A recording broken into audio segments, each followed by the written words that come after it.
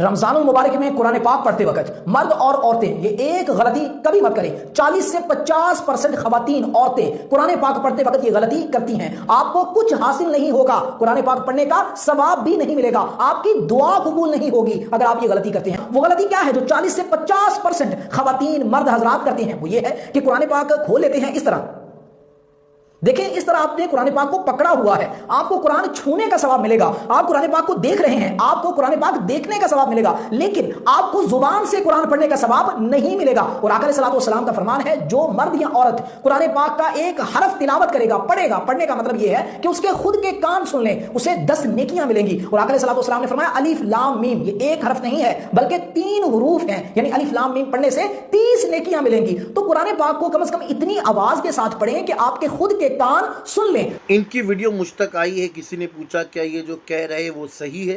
جی ہاں، میں نے ان کی ویڈیو کو سنا، انہوں نے بالکل صحیح کہا۔ مسئلہ دراصل یہی ہے، لیکن میں کہوں تو غلط نہیں ہوگا، 90% لوگ غلطی کرتے کہ وہ ماہ رمضان یا اس کے علاوہ بھی جب قرآن شریف کھولتے تو صرف ہاتھ میں پکڑے دیکھ رہے ہیں، گویا ان کی آنکھوں سے پڑھ رہے ہیں، دل میں پڑھ رہے ہیں۔ حالانکہ زبان سے پڑھنا چاہیے، آپ کی زبان جنبش کرے، ہونٹ ہلے، آواز پیدا ہو، یہ ضروری ہے، لازم ہے۔ آپ کی آواز آپ کی کانوں تک خود پہنچے، یہ لازم ہے، ورنہ وہ آپ کا پڑھنا مانا نہیں جائے گا۔